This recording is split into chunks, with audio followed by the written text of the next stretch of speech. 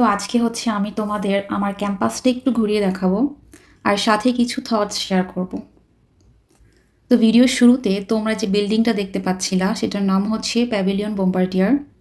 আর এখানেই হচ্ছে মূলত আমার অফিস। ম্যাক্সিমাম টাইম আমি এই বিল্ডিংটার মধ্যেই থাকি। তো এদিক দিয়ে যাওয়ার সময় এই ফ্লাওয়ারগুলো দেখতেছিলাম। ইয়েলো কালারটা আশেপাশে সব কিছুর সাথে এত সুন্দর একটা কন্ট্রাস্ট করতেছিল যে অটোমেটিক্যালি অনেক বেশি চোখে লাগতেছিল।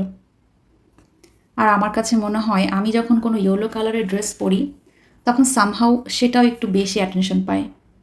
মেবি এই কালার কন্ট্রাস্টের জন্যই। তো এই ফ্লাওয়ারগুলোর পাশ দিয়ে যেতে যেতে আমার একটা কথা মনে হচ্ছিল, আমাদের জীবনে যখন আমরা কোনো কিছু ফার্স্ট টাইম অ্যাচিভ করি তখন যে আনন্দ, ফ্যাসিনেশন বা একটা মোহ কাজ করে সেটা কিন্তু খুবই শর্ট লিভড। ফর এক্সাম্পল, আমি যখন ঈদের জামা পরি, ফার্স্ট টাইম যখন সেই জামা পরে আয়নার সামনে নিজেকে দেখি তখন যে একটা ফিলিং থাকে সেটা কিন্তু সেকেন্ড টাইম একইভাবে জামা পরে মেকআপ করে আবার আয়নার সামনে দাঁড়ালে আর পাওয়া যায় না। সেম ফ্যাসিনেশন কিন্তু তখন আর কাজ করে না। আর আমার এই ভিডিও করার একটা কারণও আসলে অনেকটা এই এক্সাম্পলটার মতোই। আমি আজকে যে মানুষটা, আজ থেকে 10 বছর আগে কিন্তু আমি এরকম ছিলাম না, এবং আজ থেকে 10 বছর পরেও আমি আজকের মতো থাকবো না। আমাদের থট প্রসেস সব সময় চেঞ্জ হতে থাকে। সময়ের সাথে সাথে আমরা একটা ডিফারেন্ট পার্সোনালিটির মানুষ হয়ে উঠি।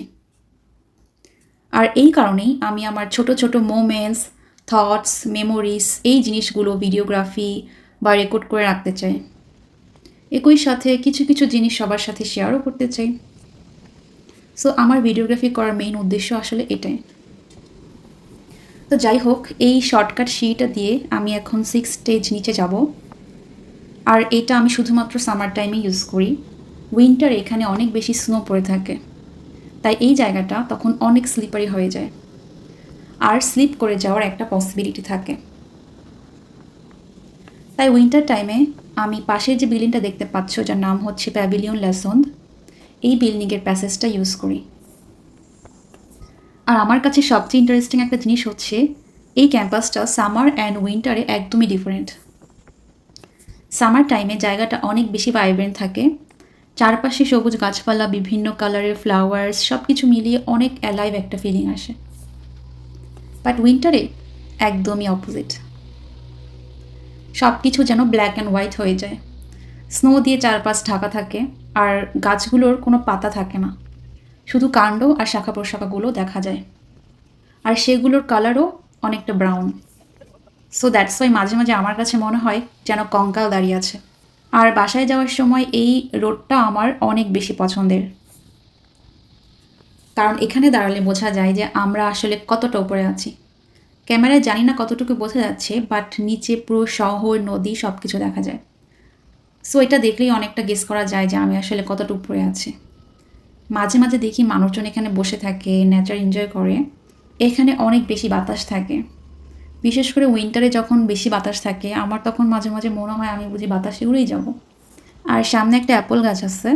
তো এই অ্যাপলগুলো যখন ছোট ছিল তখন দেখতে অনেকটা সুন্দর লাগতো, বাট এখন বড় হয়ে যাওয়ার পর মনে হচ্ছে পোকা ধরে গেছে। এখানে আসলে অ্যাপেলগুলো কেউ সেভাবে মেনটেন করে না বা যত্ন নেয় না, যার কারণে একটু বড় হয়ে গেলে বা পেকে গেলেই পোকা হয়ে যায়। দেখতে দেখতে আমি এখন মেট্রো স্টেশনের একদম কাছাকাছি চলে আসছি। আর অনেস্টলি মেট্রোর মধ্যে দেখানোর মতো কিছুই নাই। অ্যান্ড তোমরা সবাই ভালো থাকো, সুস্থ থাকো। বাই।